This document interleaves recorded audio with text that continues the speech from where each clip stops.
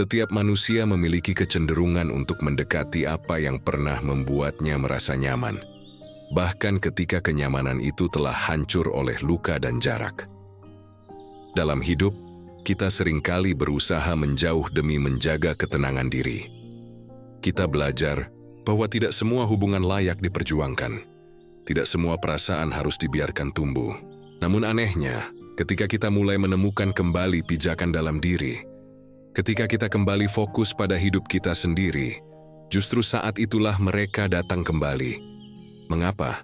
Disinilah kita memahami bahwa manusia tidak hanya bergerak berdasarkan logika, tetapi juga oleh dinamika emosional dan pola psikologis yang seringkali tidak mereka sadari. Ketika kamu menjauh, kamu mengambil sesuatu yang penting. Perhatian, validasi, kehadiran yang dulu mereka anggap biasa. Kekosongan itu memantul kembali pada mereka sebagai rasa kehilangan. Dan kehilangan, dalam banyak hal, jauh lebih terasa daripada kehadiran itu sendiri.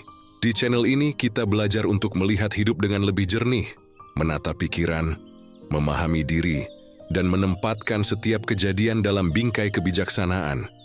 Karena pada akhirnya, yang paling penting bukan siapa yang pergi atau kembali, tetapi bagaimana kita menjaga kedamaian dalam diri. Selamat datang di Arah Mindset. Arahkan pikiranmu, temukan ketenanganmu. Hari ini kita membahas alasan ilmiah, mengapa mereka kembali setelah kamu menjauh. Kita sering mengira bahwa hubungan manusia berakhir begitu saja. Saat salah satu pihak memilih menjauh, kita percaya bahwa setelah kita mengambil langkah mundur, semuanya selesai.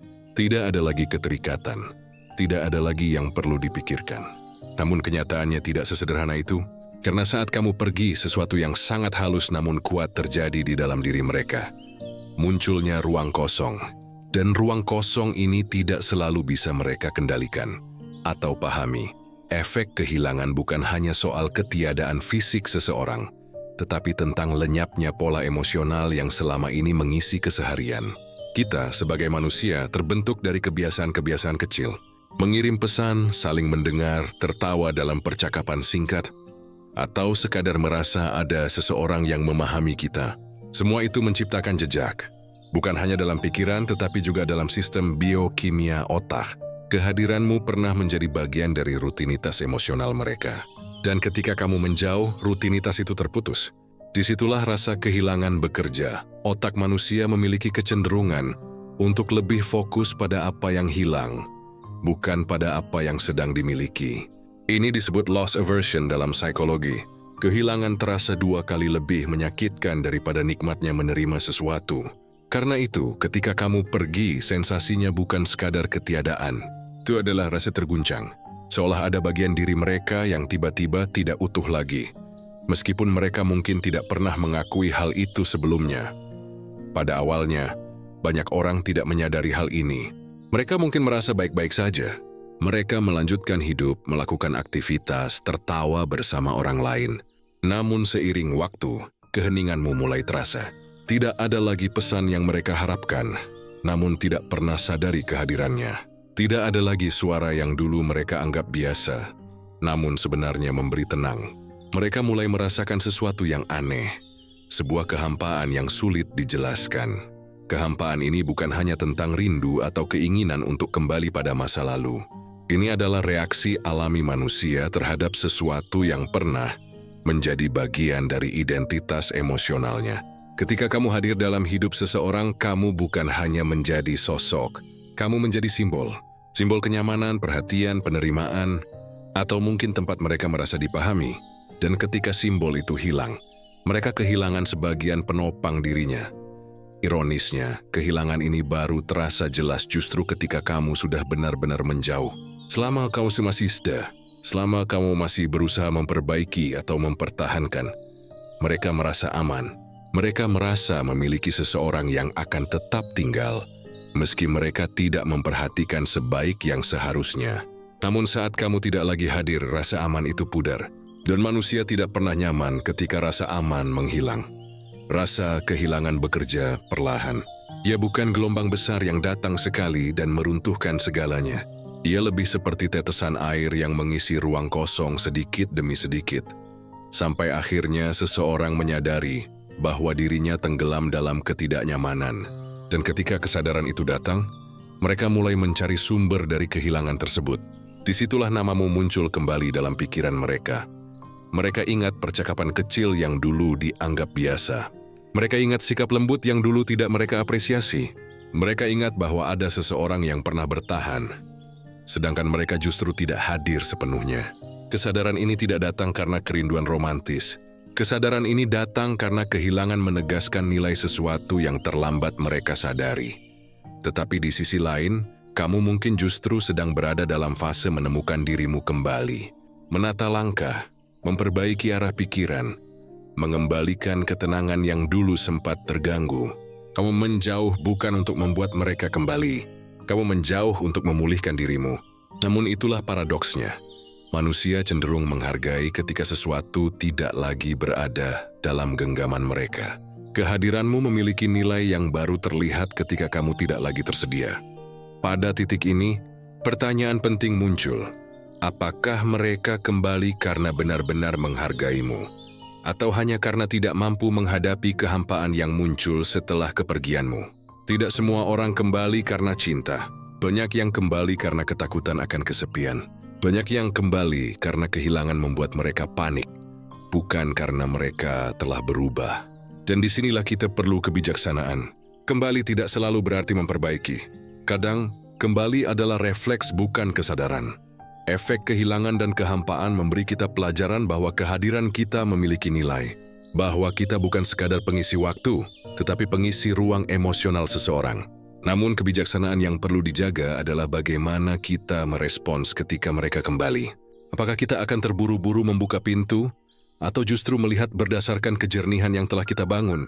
Karena pada akhirnya, inti dari perjalanan ini bukan tentang siapa yang pergi atau kembali. Bukan tentang siapa yang menyesal atau siapa yang menang. Intinya adalah bagaimana kita menjaga kedamaian batin kita sendiri. Jarak bukan hanya memisahkan tetapi juga menerangi. Ia menunjukkan nilai diri. Jui mesengungkap itu orang lain. Ketika seseorang kembali karena kehilanganmu, dengarkan hatimu dengan tenang. Jangan tergesa. Jangan terburu oleh nostalgia. Kehilangan mungkin membuat mereka datang kembali. Tetapi hanya kedewasaan yang dapat membuat hubungan berjalan dengan sehat. Dan jika ada satu hal yang perlu kita ingat, kita tidak pernah kehilangan apa yang memang ditakdirkan untuk tetap bersama kita. Yang hilang hanyalah yang tidak lagi sejalan dengan kedamaian kita. Arahkan pikiranmu. Temukan ketenanganmu. Ada satu hal penting yang sering kita lupakan ketika berbicara tentang hubungan manusia. Bahwa perasaan tidak hanya lahir dari hati, tetapi juga dari reaksi kimia dalam otak. Salah satu zat yang paling berpengaruh dalam proses ini adalah dopamin. Zat kecil yang bekerja sebagai sinyal hadiah dalam diri kita. Dan karena dopamin inilah, seseorang bisa merasa terikat, merindukan, bahkan kembali. Meskipun hubungan itu pernah membuat mereka lelah. Dopamin muncul setiap kali kita mengalami sesuatu yang memberi sensasi menyenangkan. Bisa dari perhatian kecil, pesan singkat setiap pagi, obrolan panjang sebelum tidur, atau sekadar merasa dimengerti tanpa harus menjelaskan banyak hal. Hal-hal sederhana yang sering kita anggap sepele ini sebenarnya adalah pemicu yang membentuk pola keterikatan. Mereka menjadi rutinitas emosional yang secara perlahan memberi hadiah kepada otak. Dan setiap hadiah meninggalkan jejak. Hubungan yang pernah kamu jalani, entah sebentar atau lama, pasti punya momen-momen yang memicu dopamin. Dan lihat voice untuk mereka sedih nabu mendengarkan cerita mereka. Saat kamu menjadi tempat mereka pulang secara emosional. Walaupun mungkin hubungan itu tidak sempurna, meski ada kekacauan, konflik, atau ketidakpastian, tetap saja ada momen-momen kecil yang membekas. Dan dopamin tidak peduli apakah momen itu sehat atau tidak. Yuli hati winggan listi wenhai. Rasi senang. Otak kita selalu ingin mengulangi apa yang membuatnya merasa baik. Karena itu ketika kamu menjauh, otak mereka merasakan kekosongan tetapi bukan sekadar kekosongan emosional. Ada jarak kimiawi yang tiba-tiba terputus. Pola yang selama ini mengalir secara konsisten kini berhenti. Dan otak tidak menyukai perubahan yang tiba-tiba. Yoni akan mempiswa mesir Sarah untuk mendapatkan kembali hadiah itu. Bahkan jika caranya adalah dengan kembali mengejar orang yang sebelumnya mereka abaikan. Yang sering terjadi adalah mereka tidak langsung menyadari ini. Mereka mungkin merasa hidup berjalan normal setelah kehilanganmu. Mereka mungkin berpikir mereka baik-baik saja, bahwa semua ini hanya fase. Mereka meyakinkan diri bahwa mereka tidak butuh kamu lagi. Tetapi seiring waktu, sesuatu mulai terasa berbeda. Ada kekosongan yang tidak bisa dijelaskan. Ada rasa gelisah yang mereka pikir muncul tiba-tiba. Dan pada titik itu, mereka mulai mencari sumbernya. Disinilah namamu muncul kembali dalam ingatan mereka. Bukan hanya karena kenangan, tetapi karena tubuh mereka mengingat sensasi emosional yang pernah kamu berikan. Otak menyimpan pola keterikatan seperti jalan setapak yang pernah sering dilewati. Dan ketika jalan itu tidak lagi digunakan, ia tidak menghilang begitu saja. Ia tetap ada, menunggu stimulus yang memanggilnya kembali. Dan stimulus itu muncul setiap kali mereka merasa sepi, kosong, atau tidak menemukan kenyamanan yang sama pada orang lain. Namun, keterikatan yang dibentuk oleh dopamin punya sisi gelap. Dia bisa membuat seseorang kembali, bukan karena mereka benar-benar berubah, atau karena hubungan itu layak diperbaiki, tetapi hanya karena mereka mencari rasa familiar. Mereka ingin merasakan kembali sesuatu yang dulu membuat mereka merasa baik, meski rasa itu muncul dari hubungan yang tidak sehat. Ini mengapa banyak orang kembali ke hubungan yang menyakitkan. Mereka tidak kembali kepada orangnya. Mereka kembali kepada sensasi yang pernah muncul bersama orang itu. Di sisi ini, kita perlu berhenti sejenak dan melihat dengan jernih. Ketika seseorang kembali, kita harus bertanya, apakah mereka kembali karena sadar akan nilai kita? Atau hanya karena mereka merindukan perasaan yang pernah mereka dapatkan dari kita?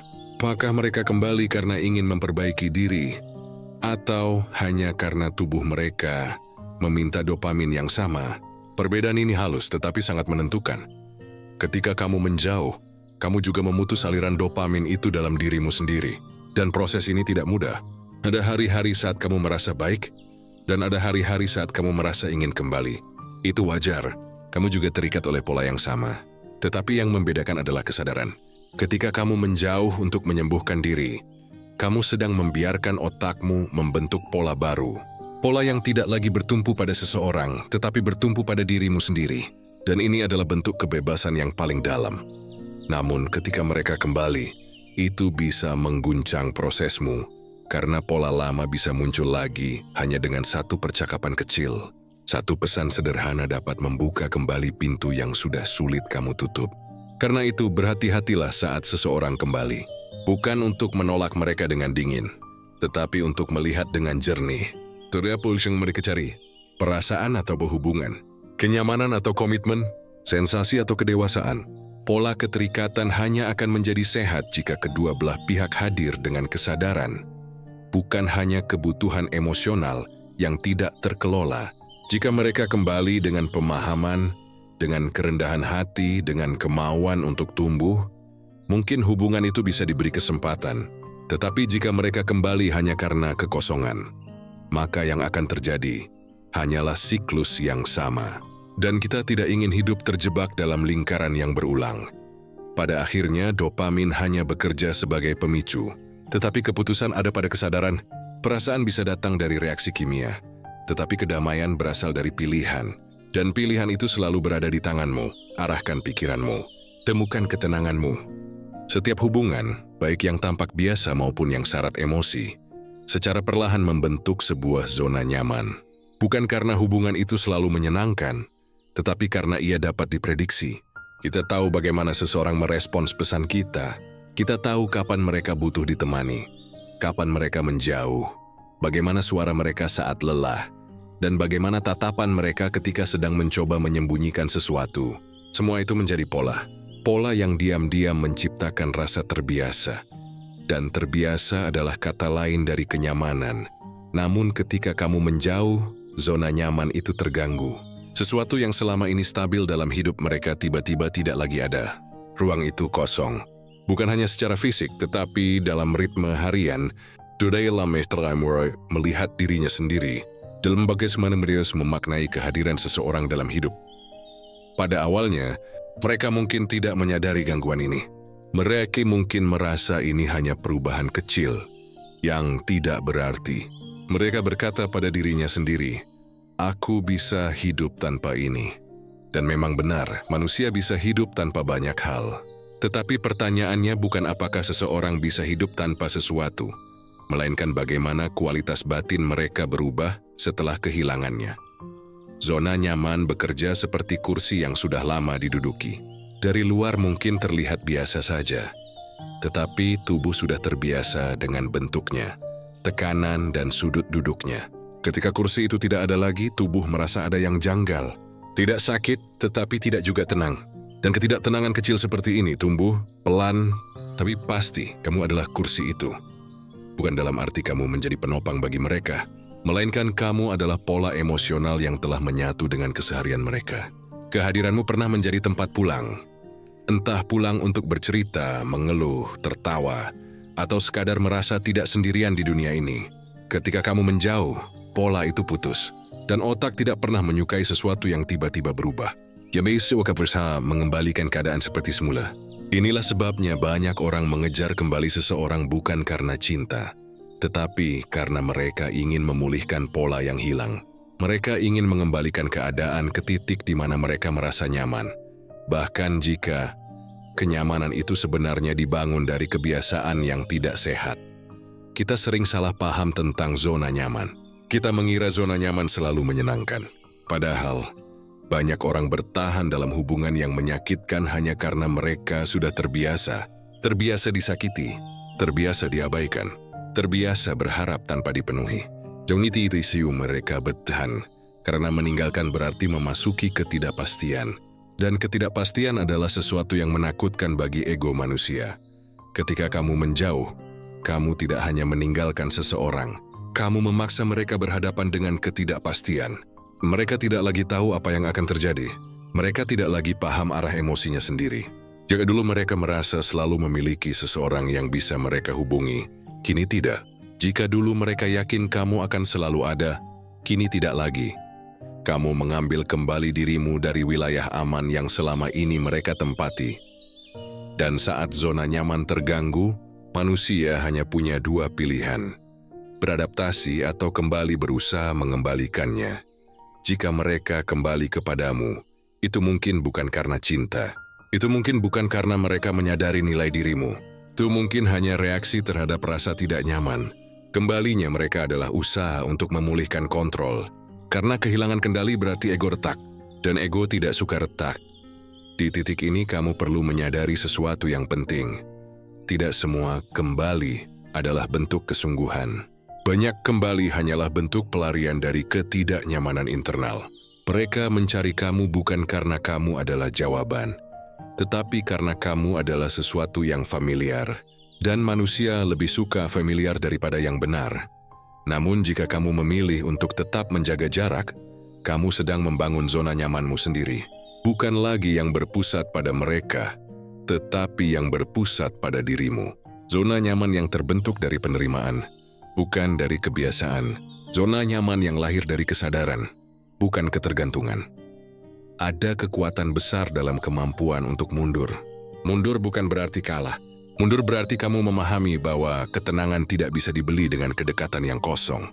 Kamu memahami bahwa mengorbankan diri demi mempertahankan pola lama hanya akan menunda luka yang sama muncul kembali.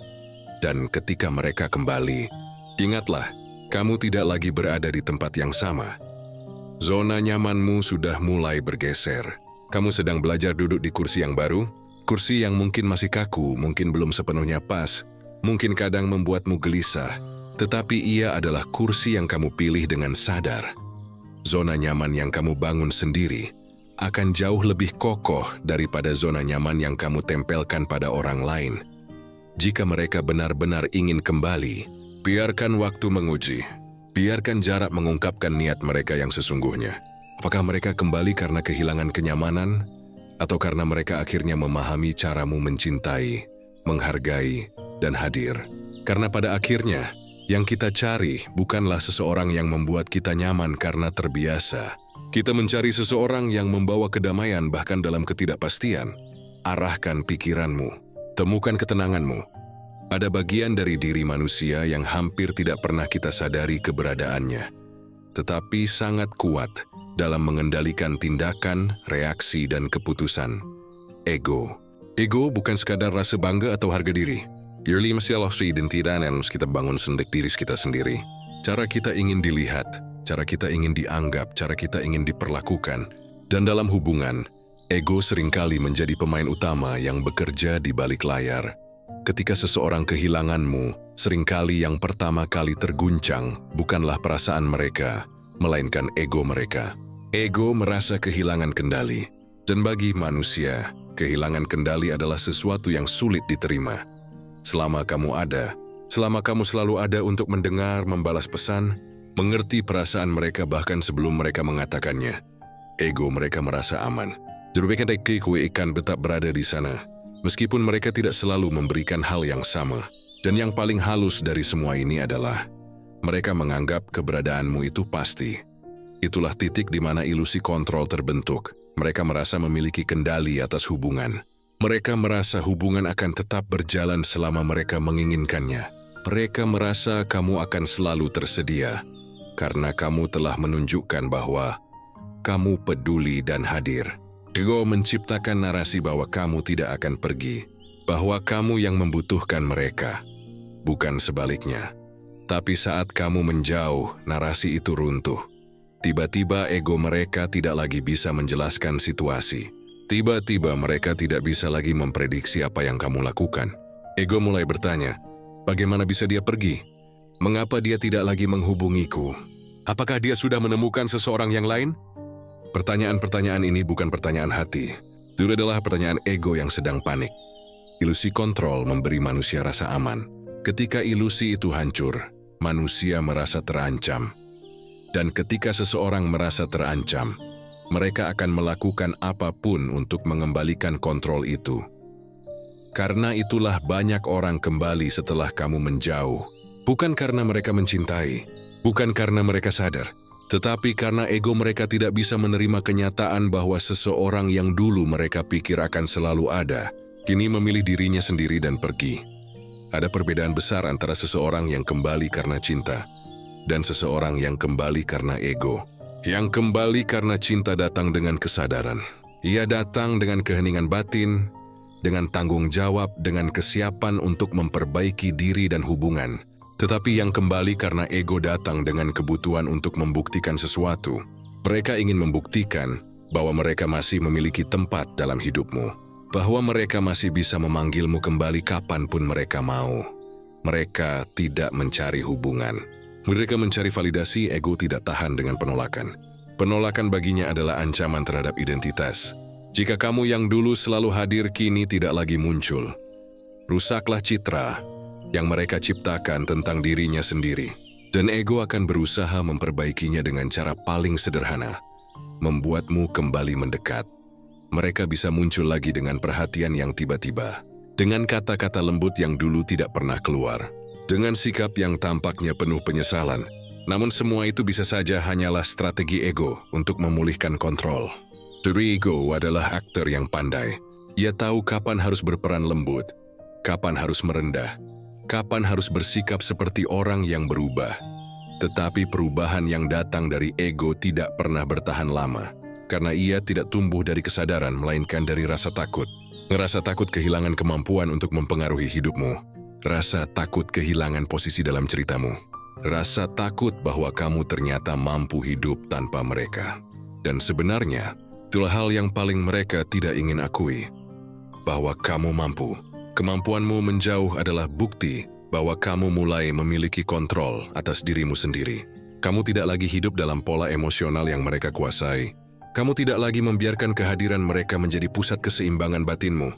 Kamu mulai berakar dalam dirimu sendiri. Dan ini bukan hanya memulihkan jiwamu, tetapi juga mengguncang ilusi yang mereka pegang. Mungkin mereka kembali. Mungkin mereka mengetuk pintumu lagi. Mungkin mereka mencoba membuka percakapan yang dulu terasa hangat. Tetapi pertanyaan utamanya adalah, dari mana kembali itu muncul? Dari hati atau dari ego? Jika dari ego, kamu akan merasakannya. Tidak ada kedalaman, tidak ada kesungguhan, hanya urgensi, hanya keinginan untuk memastikan bahwa mereka masih berarti dalam hidupmu. Ego tidak ingin mencintai. Ego ingin dimenangkan. Namun kamu berada di titik berbeda sekarang. Kamu telah merasakan bagaimana rasanya mengambil ruang untuk dirimu sendiri. Kamu telah belajar bahwa cinta diri bukanlah keegoisan, tetapi kebutuhan untuk bertahan. Kamu telah menemukan ketenangan yang tidak bergantung pada siapapun. Dan ketika mereka datang dengan ego, ketenangan itu akan menjadi cermin.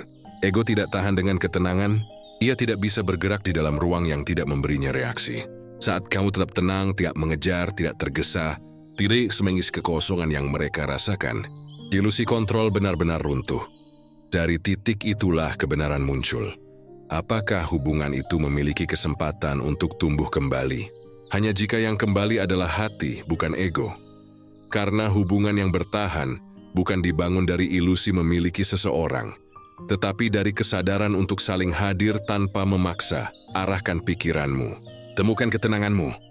Di dalam diri manusia, ada kecenderungan alami untuk menginginkan sesuatu yang tidak mudah didapat. Semakin sulit sesuatu diakses, semakin tinggi nilainya di mata kita. Inilah yang disebut sebagai teori kelangkaan dalam psikologi. Otak kita menilai sesuatu bukan hanya dari kualitasnya, tetapi dari seberapa sulit kita mendapatkannya. Dan hal ini berlaku sangat kuat dalam hubungan. Saat kamu masih hadir, masih mudah dihubungi, masih selalu siap mendengarkan, memberi perhatian, meredakan gelisah mereka, kehadiranmu terasa biasa, bukan karena kamu tidak berharga, tetapi karena kamu tersedia. Sesuatu yang hadir terus-menerus, lama-lama dianggap sebagai bagian alami dari kehidupan, bukan sesuatu yang perlu dijaga. Manusia seringkali tidak menghargai apa yang mereka miliki, sampai mereka kehilangan akses terhadapnya. Ketika kamu menjauh, sesuatu yang dulu mudah didapat kini menjadi sulit. Dan hal yang sulit otomatis terasa lebih berharga.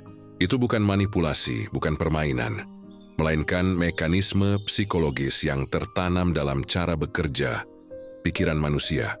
Bayangkan sebuah benda yang setiap hari kamu lihat.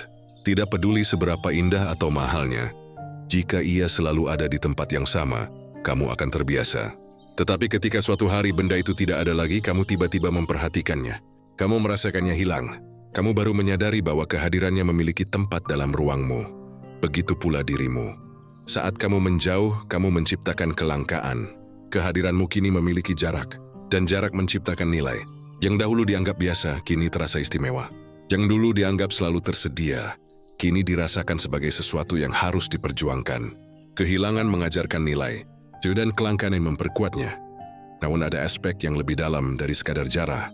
Ketika kamu menjauh, kamu mengubah dinamika psikologis dalam hubungan itu. Kamu tidak lagi berada dalam posisi memberi tanpa henti. Kamu mulai memilih dirimu. Kamu menyadari bahwa kehadiranmu adalah hadiah, bukan kewajiban. Dan ketika kamu berhenti memberi secara terus-menerus, dunia mereka goyah. Mereka mungkin bertanya-tanya, mengapa kamu bisa pergi begitu saja? Mengapa kamu tidak lagi memberikan perhatian yang sama? Apakah kamu berubah? Pertanyaan-pertanyaan ini bukan sekadar rasa ingin tahu. Ini adalah bentuk kesadaran bahwa mereka kehilangan akses terhadap sesuatu yang bernilai. Yang menarik adalah, mereka mungkin selama ini tidak benar-benar memahami nilaimu. Mereka tidak pernah benar-benar melihat kedalaman kesabaranmu, ketulusanmu, atau ketegasanmu. Tapi ketika kamu menjauh, semua itu tiba-tiba menjadi jelas. Mereka mulai membandingkan. Dan pembandingan adalah bagian penting dalam kesadaran manusia. Mereka melihat orang lain, tetapi tidak menemukan hal yang sama. Mereka mencoba mencari kenyamanan di tempat lain, tetapi rasanya tidak sepadan.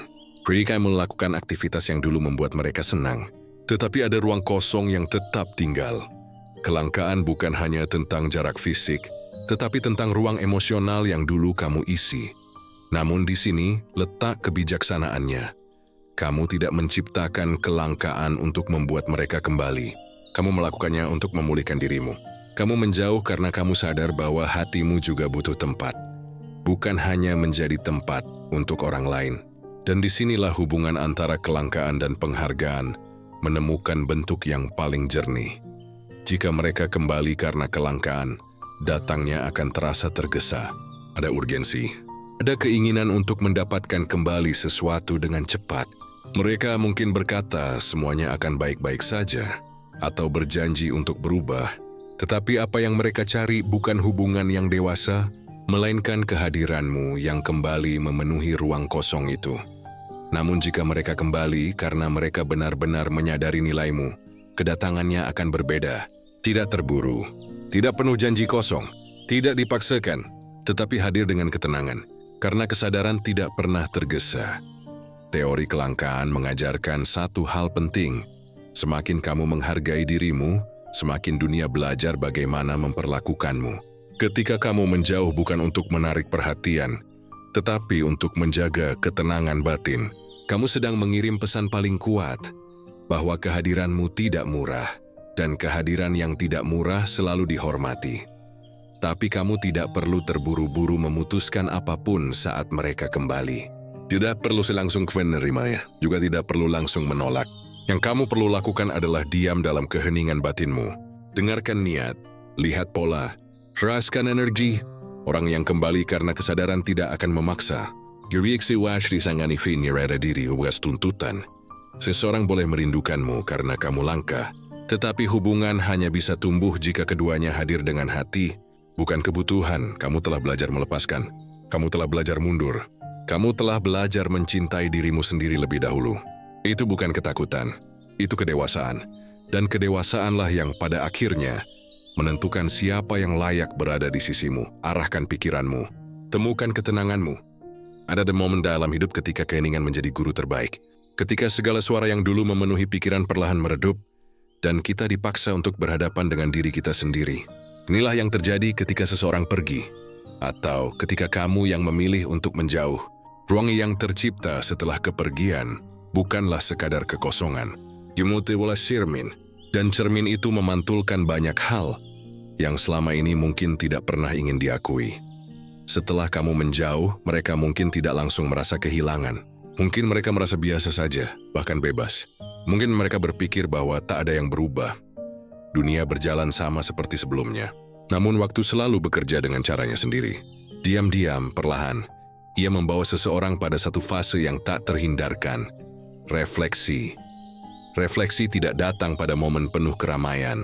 Ia datang dalam sepi, dalam malam yang terlalu sunyi. Dalam jeda di antara pekerjaan, dalam pandangan kosong ke arah langit-langit, dalam langkah kaki pulang yang terasa lebih berat dari biasanya. Dan ketika refleksi itu datang, seseorang mulai melihat sesuatu yang dulu tertutup oleh kesibukan, keegoisan, atau kepastian yang mereka kira akan selalu ada. Mereka mulai bertanya pada dirinya sendiri, mengapa seseorang yang selama ini hadir kini tidak ada? Apa peranku dalam kehilangannya? Apakah aku benar-benar memberi seperti aku menerima? Mengapa aku tidak menjaga sesuatu yang justru membuatku merasa dimengerti? Pertanyaan-pertanyaan ini tidak mudah. Tidak semua orang siap menjawabnya. Karena untuk menjawab, seseorang harus berani berhadapan dengan dirinya sendiri. Berhadapan dengan kekurangan, kegagalan, kelalaian, dan ketidaksadaran. Refleksi adalah proses yang tidak nyaman. Tetapi justru dalam ketidaknyamanan itulah kesadaran mulai tumbuh. Ada orang yang ketika melihat cermin itu, memilih untuk menutup mata. Mereka mengalihkan diri. Mereka mencari pelarian. Mereka mencoba menggantikanmu dengan sesuatu atau seseorang yang lain. Namun pengganti tidak pernah benar-benar mengisi ruang yang sama. Karena ruang itu bukan tentang kamu sebagai sosok, tetapi tentang kualitas hubungan yang kamu berikan. Namun ada juga orang yang akhirnya berani melihat lebih dalam. Mereka mulai menyadari bahwa hubungan bukan hanya tentang menerima, tetapi tentang hadir dengan kesadaran. Bahwa kehadiranmu bukan sekadar kebiasaan, tetapi bentuk perhatian yang tulus. Mereka ingat cara kamu mendengarkan tanpa menghakimi, cara kamu memahami tanpa memaksa, cara kamu hadir tanpa meminta balasan. Dan perlahan, penyesalan muncul, tetapi penyesalan tidak selalu berarti keinginan untuk memperbaiki. Terkadang penyesalan hanya menjadi pelajaran. Diri tidak selalu harus membawa seseorang kembali. Ada kalanya refleksi hanya mengantar pada kesadaran bahwa ada sesuatu yang pernah berharga dan kini hilang. Namun jika refleksi itu mendalam, ia bisa menjadi titik balik. Ketika seseorang benar-benar menyadari apa yang ia lakukan dan apa yang ia abaikan, ia bisa tumbuh. Kesadaran mengubah cara seseorang memandang hubungan. Ia tidak lagi datang dengan tuntutan, tetapi dengan pengertian. Jurnal dekui lagi hasil untuk mengisi kekosongan, tetapi untuk membangun bersama. Dan jika orang itu memilih untuk kembali setelah melewati refleksi ini, kedatangannya akan terasa berbeda. Ia akan datang dengan langkah yang tenang, bukan tergesa. Ia datang dengan kata-kata yang sederhana, bukan janji yang berlebihan. Jadi saya akan kesiapan untuk mendengar, bukan hanya ingin didengar. Ia datang bukan sebagai seseorang yang ingin memiliki, tetapi seseorang yang ingin memahami. Namun di sisi lain, refleksi juga terjadi padamu. Karena kepergian tidak hanya mengubah mereka, ia mengubah kamu juga. Kamu mulai mengerti apa artinya memberi terlalu banyak pada seseorang yang tidak siap menerima. Kamu mengerti apa artinya menempatkan dirimu terlalu jauh ke belakang demi menjaga hubungan. Kamu belajar bahwa mencintai tidak pernah sama dengan mengorbankan diri sampai habis. Dalam keheningan setelah kepergian, kamu menemukan ruang untuk bernapas. Kamu mulai mendengar suaramu sendiri. Suara yang mungkin selama ini tertutup oleh keinginan untuk menjadikan seseorang tetap tinggal. Kamu belajar memandang dirimu, bukan dari cara orang lain melihatmu, tetapi dari cara kamu kembali menyembuhkan dirimu sendiri. Refleksi mengajarkan bahwa kehilangan tidak selalu buruk. Terkadang kehilangan adalah bentuk perlindungan. Terkadang kehilangan adalah awal dari pertumbuhan. Terkadang kehilangan adalah jalan pulang kepada diri sendiri. Dan jika dalam proses ini seseorang memilih untuk kembali, kamu tidak lagi menyambut dengan ketergantungan. Kamu menyambut dengan kesadaran. Kamu tidak lagi berusaha menjaga agar hubungan bertahan dengan segala cara. Kamu hanya akan menjaga yang memang sejalan dengan kedamaianmu. Kepergian membuka pintu untuk refleksi. Refleksi membuka pintu untuk kebijaksanaan. Dan kebijaksanaan membuka pintu untuk ketenangan. Dan pada akhirnya semua ini bukan tentang siapa yang pergi atau siapa yang kembali. Ini tentang bagaimana kita belajar mencintai tanpa kehilangan diri dan melepaskan tanpa kehilangan kedamaian. Arahkan pikiranmu, temukan ketenanganmu. Ada satu hal yang sering tidak kita sadari ketika kita hadir dalam hidup seseorang. Kita memainkan peran.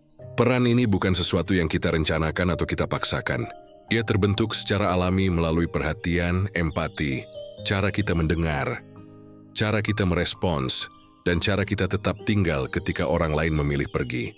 Kita menjadi tempat pulang yang tidak pernah mereka definisikan, tetapi mereka rasakan. Namun, selama kamu masih ada, selama kamu masih memberi, selama kamu masih hadir tanpa banyak syarat, peran itu tidak pernah mereka sadari. Mereka merasa itu hal yang wajar. Mereka berpikir bahwa perhatianmu adalah sesuatu yang tumbuh dengan sendirinya, bahwa memahami mereka adalah hal yang mudah, bahwa menerima kekurangan mereka adalah sesuatu yang semua orang bisa lakukan. Mereka salah. Manusia seringkali tidak mengetahui nilai dari sesuatu yang lembut, diam, dan konsisten. Karena dunia terbiasa berpikir bahwa cinta harus keras, harus terlihat, harus penuh drama, atau harus diperjuangkan secara besar-besaran. Padahal justru yang paling bernilai adalah hal-hal yang berjalan dengan tenang. Hal-hal yang tidak menuntut untuk diakui, tetapi terasa dalam cara hidup berubah karenanya. Ketika kamu menjauh, ketika kehadiranmu tidak lagi memenuhi ruang emosional mereka, ketika suara dan pesanmu tidak lagi mengiringi hari-hari mereka, di situ kesadaran itu mulai tumbuh. Tidak langsung tidak tiba-tiba, tapi perlahan.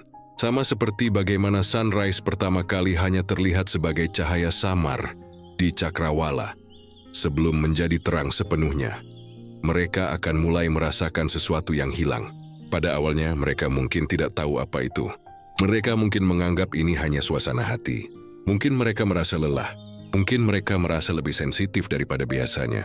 Tapi tanpa mereka sadari, yang hilang adalah tempat mereka dulu merasa aman dengan menjadi diri sendiri. Karena mungkin kamu bukan sekadar seseorang yang hadir. Kamu adalah tempat di mana mereka merasa diterima.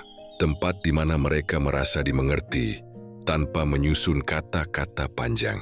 Tempat di mana mereka bisa menjadi rapuh tanpa takut dihakimi. Dimilida swaswing dipunya siwai petsismimo dalam hidup mereka. Kamu mungkin pernah menjadi orang yang mendengarkan ketika dunia terlalu keras. Orang yang menenangkan ketika semuanya terasa berat. Orang yang membuat mereka merasa layak menjadi manusia. Meski dunia membuat mereka meragukan diri sendiri. Dan ketika peran itu hilang, mereka akan menyadarinya. Kesadaran seperti ini bukan hal yang nyaman. Dua ditang dengan tekanan di dada, dengan rasa bersalah yang tidak mereka tahu harus diletakkan di mana, dengan bayangan-bayangan kecil tentang momen yang dulu mereka anggap biasa, dengan kalimat-kalimat yang dulu kamu ucapkan, dan kini terngiang dengan makna yang jauh lebih dalam. Namun begini, kesadaran tidak selalu datang dengan kedewasaan. Kadang orang menyadari peranmu tetapi tidak siap menghargai. Terkadang seseorang tahu bahwa kamu adalah sesuatu yang berharga, tetapi mereka belum mampu hadir dengan cara yang membuat hubungan menjadi sehat. Seseorang bisa saja sadar bahwa kamu adalah rumah, tetapi jika mereka belum mampu pulang dengan kesadaran, mereka hanya akan datang untuk berlindung dari badai, bukan untuk tinggal dan membangun. Pertanyaan pentingnya adalah, ketika mereka sadar, jumlah yang sifrian ruas dengan kesadaran itu, Madir akan berdiam dalam penyesalan. Mereka tahu kamu berharga, tetapi mereka menjaga jarak karena mereka tahu diri mereka belum siap. Mereka tidak ingin menyakitimu lagi. Dan diam-diam, itu adalah bentuk cinta yang paling sunyi. Ada yang akan datang kembali, tetapi bukan untuk memperbaiki. Mereka hanya ingin merasakan kehangatan yang dulu kamu beri. Dan ini bukan cinta, ini ketergantungan. Ada pula yang kembali dengan wajah berbeda, dengan langkah yang lebih pelan, dengan kata yang lebih jernih, dengan hati yang sanggup mendengar, bukan hanya ingin didengar. Dan inilah satu-satunya bentuk kembali yang bernilai untuk dipertimbangkan. Dan kamu pun telah berubah. Kepergian bukan hanya membuat mereka menyadari peranmu, ia juga membuatmu menyadari nilai dirimu, nilai dari perhatianmu, nilai dari ketulusanmu. Nilai dari kehadiranmu, kamu mulai memahami bahwa tidak semua orang pantas menerima versi terbaik dari dirimu. Tidak semua orang siap menjaga kehadiranmu sebagai sesuatu yang berharga. Kamu mulai tahu batas. Kamu mulai tahu kapan harus memberi dan kapan harus menjaga jarak. Kamu mulai mengerti bahwa mencintai seseorang bukan berarti menghancurkan dirimu sendiri, agar mereka tetap tinggal. Kesadaran tentang peranmu dalam hidup mereka hanyalah satu sisi. Kesadaran tentang nilai dirimu sendiri adalah sisi lainnya. Dan hanya jika kedua kesadaran ini bertemu pada titik yang sama, hubungan bisa tumbuh dengan dewasa. Jika mereka kembali dengan kesadaran, kamu tidak perlu buru-buru membuka pintu. Biarkan waktu berbicara. Biarkan tindakan membuktikan. Biarkan keheningan menunjukkan apakah kedatangannya berasal dari hati atau hanya dari rasa takut kehilangan kenyamanan.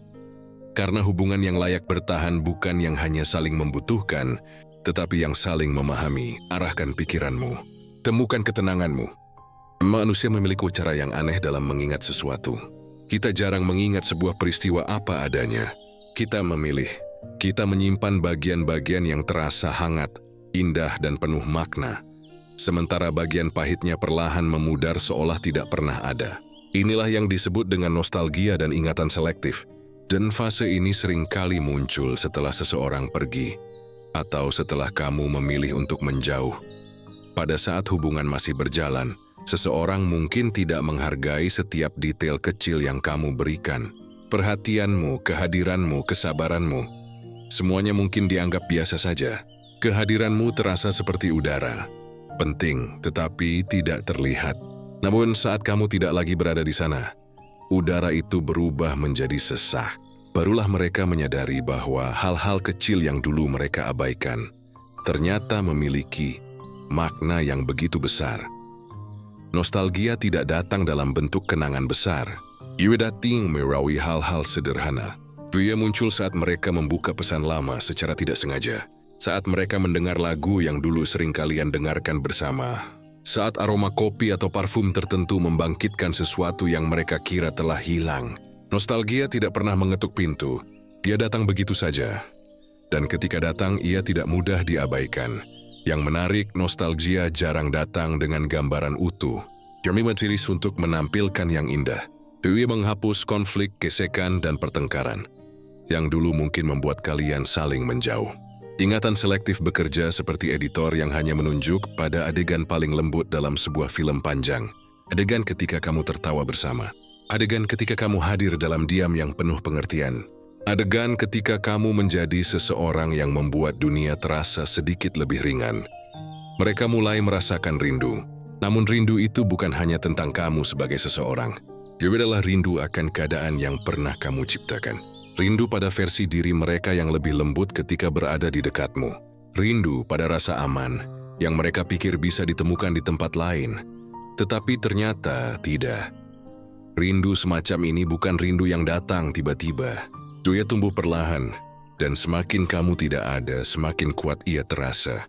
Mereka mungkin mencoba menepisnya, mereka mungkin mencari distraksi, mereka mungkin berbicara dengan orang lain, mencoba menambal kekosongan yang kamu tinggalkan. Tetapi orang lain tidak menjadi kamu. Perhatian orang lain tidak sama. Sentuhan orang lain tidak memberi ketenangan yang sama. Tata cara kamu memahami sesuatu tidak tergantikan. Di titik ini, mereka mulai bertanya pada dirinya sendiri, kenapa aku membiarkan dia pergi? Mengapa aku tidak mengerti ketika dia masih ada? Mengapa aku baru merasakan ini sekarang? Pertanyaan-pertanyaan itu tidak datang untuk memberikan jawaban. Mereka datang untuk mengaduk perasaan, untuk mengguncang kedalaman batin, untuk membuat seseorang menyadari bahwa kehilangan tidak selalu hadir dalam bentuk kepergian yang besar. Terkadang kehilangan hadir dalam diam yang panjang. Nostalgia bukan hanya kenangan. Yo-yo since life novelai yang berbalut kehangatan. Dimem sekuat keisrang rindu tetapi rindu yang menyakitkan.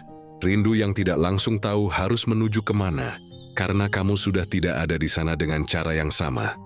Namun begini, nostalgia juga bisa menipu, karena ingatan selektif membuat seseorang hanya melihat yang indah, seolah hubungan itu tidak punya luka, seolah kamu tidak pernah tersakiti, seolah perjalanan itu selalu tenang dan mulus. Jung dan Dios-Diosin, seseorang mungkin ingin kembali bukan karena telah benar-benar berubah, tetapi karena ingin mengulang rasa nyaman yang dulu mereka punya. Kembalinya seseorang yang hanya didorong oleh nostalgia tidak akan bertahan lama, karena ia bukan datang dengan kesadaran. Ia datang untuk mencari pelarian dari rasa rindu. Ia datang untuk menenangkan ego yang tak ingin merasa bersalah. Ia datang untuk menutup kesenjangan emosional, bukan untuk membangun sesuatu yang utuh. Nostalgia adalah ujian. Ujian bagi mereka untuk melihat apakah kerinduan yang mereka rasakan adalah kerinduan untuk memperbaiki, atau hanya kerinduan untuk memiliki kembali. Ujian bagi kamu untuk melihat apakah kamu merindukan orangnya, atau hanya merindukan perasaan yang pernah kamu miliki bersamanya. Karena terkadang yang kita rindukan bukan orangnya. Yang kita rindukan adalah rasa didengar, rasa dipahami, rasa ditemani. Rasa menjadi penting, dan jika perasaan itu bisa ditemukan tanpa harus kembali pada luka yang sama, maka kamu sudah belajar satu hal penting tentang dirimu. Nostalgia mengingatkan kita bahwa manusia rapuh, bahwa kita tidak selalu menyadari apa yang kita miliki saat kita memilikinya, tapi ia juga mengajarkan sesuatu yang lebih dalam, bahwa kedewasaan adalah kemampuan untuk menghargai sesuatu sebelum ia hilang, bukan setelah. Jika mereka kembali karena nostalgia, kamu tidak perlu menolak, tetapi kamu juga tidak perlu langsung menerima. Biarkan waktu berbicara, biarkan tindakan yang menentukan, karena hubungan yang tumbuh dari kesadaran tidak pernah tergesa. Ia tumbuh perlahan, dengan kejujuran dan kedalaman. Dan jika pada akhirnya kamu memilih untuk tidak kembali, itu bukan berarti kamu tidak peduli. Itu berarti kamu telah belajar untuk mencintai tanpa kehilangan dirimu sendiri. Arahkan pikiranmu, temukan ketenanganmu. Ada hubungan yang terlihat biasa di permukaan, tetapi sesungguhnya menyimpan ikatan yang lebih dalam dari yang mampu diakui oleh kedua pihak. Ikatan ini bukan sekadar tentang rasa suka, cinta, atau kebersamaan.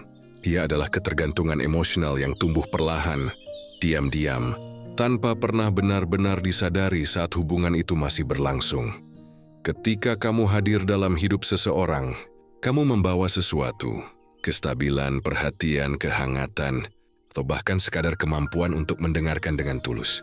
Hal-hal seperti ini tampak sederhana, tetapi bagi seseorang yang tidak pernah benar-benar dipahami di tempat lain, ini adalah sesuatu yang langka, sesuatu yang dengan mudah membuat hati bergantung, meski ia tidak mengakuinya. Ketergantungan emosional tidak muncul dari hal besar. Ia tumbuh dari hal kecil yang berulang, dari cara kamu menenangkan ketika mereka gelisah, dari cara kamu menjawab bahkan pesan yang paling singkat dengan kesungguhan. Ini suruh ada bekal mereka tidak selalu menghargai. Kamu menjadi tempat istirahat emosional, dan tempat itu sangat berarti, lebih dari yang terlihat. Namun seperti halnya kenyamanan yang hadir setiap hari, Mereka menganggap itu hal biasa. Mereka merasa kehadiranmu adalah sesuatu yang akan selalu ada.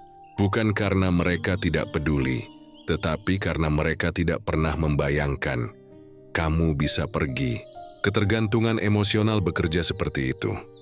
Ia membuat seseorang merasa aman, sampai aman itu dianggap pasti.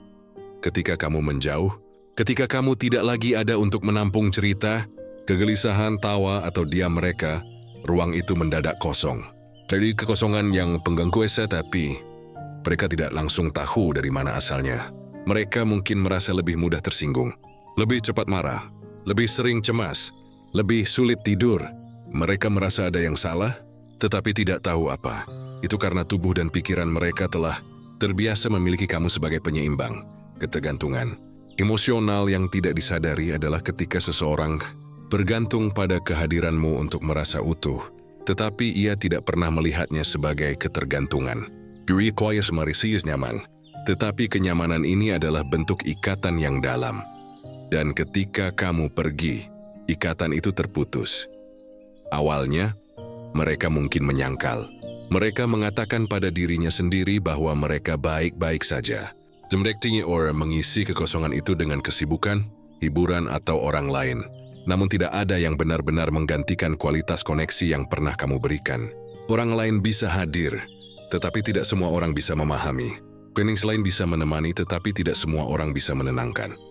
Dan pada akhirnya, mereka mulai bertanya, mengapa aku merasa sesak seperti ini?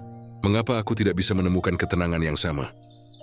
Mengapa aku baru menyadari betapa pentingnya kehadirannya setelah ia pergi? Pertanyaan-pertanyaan ini adalah tanda bahwa ketergantungan itu mulai terbaca. Mereka mulai menyadari bahwa kamu bukan sekadar seseorang yang ada di hidup mereka. Kamu adalah penyeimbang emosional yang selama ini membantu mereka menjaga diri tetap bertahan, bahkan ketika mereka tidak sadar. Namun, ketergantungan emosional memiliki dua sisi. Seseorang yang bergantung padamu mungkin ingin kembali, bukan karena ia siap memperbaiki hubungan, tetapi karena ia ingin kembali pada rasa nyaman yang dulu ia dapatkan. Dia ingin kembali pada tempat yang menenangkan, bukan karena ia menghargai tempat itu, tetapi karena ia takut menghadapi dirinya sendiri tanpa itu. Dan disinilah letak ujian bagi kamu. Apakah kamu akan menerima seseorang yang kembali hanya karena ia tidak menemukan tempat yang lebih nyaman? Atau kamu hanya akan membuka pintu bagi seseorang yang kembali dengan kesadaran penuh dan tanggung jawab emosional? Ketergantungan tidak selalu buruk dalam hubungan yang sehat. Keterikatan adalah bentuk kehadiran dan kepercayaan. Tetapi ketika seseorang hanya ingin kehadiranmu untuk menutupi kekosongan dalam dirinya, bukan untuk tumbuh bersamamu, maka hubungan itu akan terus berat. Kamu akan terus memberi, sementara dia hanya akan menerima. Kamu akan menjadi sandaran, tetapi tidak pernah disandari dengan kesadaran. Dan kamu tahu, pada akhirnya itu akan melelahkan. Setelah kamu menjauh, bukan hanya mereka yang belajar. Kamu juga belajar melihat dirimu dari jarak yang lebih jernih. Kamu melihat betapa besar yang kamu berikan. Kamu melihat bagaimana kamu menenangkan orang lain bahkan ketika kamu sendiri sedang berusaha menjaga dirimu. Kamu menyadari bahwa hatimu bukan sekadar lembut, ia kuat. Tetapi kekuatan itu tidak seharusnya diberikan pada sembarang hubungan. Ketika seseorang menyadari ketergantungan emosionalnya, hubungan bisa berubah menjadi lebih sehat, karena kesadaran adalah pintu untuk memperbaiki diri. Namun ketika seseorang tidak menyadarinya, atau tidak mau menyadarinya, maka hubungan hanya akan mengulang pola yang sama. Kamu memberi, mereka bersandar, dan kamu perlahan menghilang di dalamnya. Jika mereka kembali, lihat caranya datang. Datang dengan kerinduan atau dengan kesadaran, datang untuk bergantung atau datang untuk bertumbuh. Dan kamu pilih dengan hati yang jernih. Bukan karena rindu, bukan karena takut sendiri, tetapi karena kamu sudah belajar mencintai dirimu terlebih dahulu. Arahkan pikiranmu, temukan ketenanganmu. Leksiurnan yang sering disalahpahami dalam hubungan manusia. Kekuatan untuk tidak mengejar. Kekuatan untuk tetap tenang ketika seseorang pergi. Kekuatan untuk tidak memaksa seseorang untuk tetap tinggal. Banyak orang berpikir bahwa cinta harus diperjuangkan dengan keras, harus dipertahankan dengan segala cara, harus diperlihatkan melalui usaha yang tanpa henti. Tetapi ada saat ketika justru diam adalah bentuk kekuatan terbesar. Ketika kamu memilih untuk tidak mengejar seseorang yang menjauh, itu bukan berarti kamu tidak peduli. Itu bukan berarti kamu tidak mencintai. Itu bukan berarti kamu menyerah. Justru sebaliknya, itu berarti kamu telah belajar mencintai dirimu sendiri terlebih dahulu. Kamu paham bahwa hubungan tidak bisa berjalan jika hanya satu yang berlari. Kamu mengerti bahwa penghargaan bukan sesuatu yang bisa diminta, tetapi harus datang dari kesadaran. Sikap tenang ini bukan sikap acuh. Ini adalah bentuk kedewasaan. Kamu tahu bahwa jika seseorang memang ingin berada dalam hidupmu, ia akan memilih untuk datang dengan sendirinya. Kamu tidak perlu menarik, kamu tidak perlu berlutut, kamu tidak perlu membuktikan berulang kali bahwa kamu layak. Nilai dirimu tidak pernah ditentukan oleh keputusan orang lain untuk tinggal atau pergi. Dan justru karena kamu tidak mengejar, justru karena kamu memilih untuk tetap tenang, sesuatu mulai terjadi dalam diri mereka. Ketika seseorang selalu dikejar, mereka tidak pernah belajar arti kehadiran. Ketika seseorang tahu bahwa kamu akan selalu ada, mereka merasa hubungan ini tidak memiliki risiko. Nah, itu yang perlu dijaga. Tidak ada yang perlu disyukuri. Kamu menjadi sesuatu yang pasti. Dan manusia sering meremehkan yang mereka anggap pasti. Namun ketika kamu berhenti mengejar, ketika kamu menahan diri untuk tidak berlari di belakang seseorang yang berusaha menjauh, realitas berubah. Mereka mulai menyadari sesuatu yang selama ini tersembunyi. Mereka mulai melihat bahwa keberadaanmu bukan sesuatu yang dijamin. Bahwa perhatianmu bukan sesuatu yang datang tanpa syarat. Bahwa kamu bukan tempat yang bisa mereka datangi kapan saja, tanpa memikirkan bagaimana kamu merasa. Ketika kamu tidak mengejar, kamu memberi ruang. Dan ruang itu membuat mereka melihat. Mereka mulai bertanya, kenapa dia tidak mencariku? Kenapa dia tidak berusaha membuatku kembali? Apakah aku tidak sepenting itu? Pertanyaan ini mengguncang ego, dan ego yang terguncang mulai mencari penjelasan. Disinilah refleksi mereka dimulai. Tetapi lebih dari itu, sikap tenangmu menciptakan keseimbangan. Kamu tidak lagi membiarkan emosimu mengendalikan tindakanmu. Kamu memberi dirimu kesempatan untuk merasakan, mengerti, dan kemudian memilih. Bukan bereaksi. Ketika seseorang pergi, biasanya naluri pertama adalah panik. Takut kehilangan, takut sendirian, takut tidak dicintai kembali. Tapi kamu memilih sebaliknya. Kamu diam, kamu mengamati. Kamu memberikan waktu untuk dirimu sendiri. Dan disitulah kekuatan itu muncul. Karena tidak semua orang mampu melakukan itu. Ketika seseorang kembali karena kamu mengejar, mereka kembali dengan rasa dikendalikan. Ketika seseorang kembali karena kamu memaksa, mereka kembali dengan rasa terpaksa. Tetapi ketika seseorang kembali karena kamu tenang, mereka kembali dengan kesadaran. Kekuatan sikap tenang bukan hanya tentang bagaimana kamu menghadapi orang lain, tetapi tentang bagaimana kamu menghadapi dirimu sendiri. Kamu berhenti berperang dengan rasa kehilangan. Kamu berhenti meminta jawaban dari sesuatu yang mungkin tidak akan pernah jelas. Kamu berhenti menggantungkan kebahagiaanmu pada keputusan orang lain. Dan kamu mulai melihat sesuatu yang lebih besar, bahwa dirimu tidak didefinisikan oleh siapa yang memilih untuk tinggal.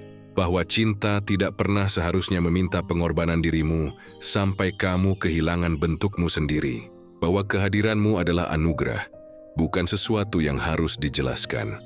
Sikap tenang adalah cara kamu berkata pada dunia, aku tahu nilainya. Ku tahu kapasitasku mencintai. Ku tahu apa yang aku berikan, dan aku tidak perlu memaksa seseorang untuk menyadarinya. Ketika seseorang melihatmu tetap tenang, mereka melihat bahwa kamu bukan seseorang yang bisa digoyahkan oleh kehilangan. Dan ada sesuatu yang sangat menarik dari keteguhan semacam ini. Tidak dalam bentuk manipulasi, tidak dalam bentuk permainan, tetapi dalam bentuk kedewasaan emosional yang tidak semua orang miliki. Dan jika mereka kembali, kamu tidak lagi menyambut mereka dengan ketergantungan. Kamu menyambut dengan kesadaran. Kamu tidak lagi meminta jaminan. Kamu hanya ingin kejujuran. Kamu tidak lagi menginginkan hubungan untuk mengisi kekosongan. Kamu menginginkan hubungan yang tumbuh bersama pemahaman dan penghargaan yang setara. Tetapi jika mereka tidak kembali, kamu tetap baik-baik saja. Karena sikap tenangmu bukan tentang mendapatkan mereka. Sikap tenangmu adalah tentang menemukan dirimu sendiri. Ketika kamu tidak mengejar, kamu menemukan kedamaian. Ketika kamu tidak memaksa, kamu menemukan harga diri. Ketika kamu tidak memohon, kamu akhirnya melihat nilai dari hati yang mampu mencintai dengan lembut, tanpa kehilangan kekuatan. Arahkan pikiranmu, temukan ketenanganmu,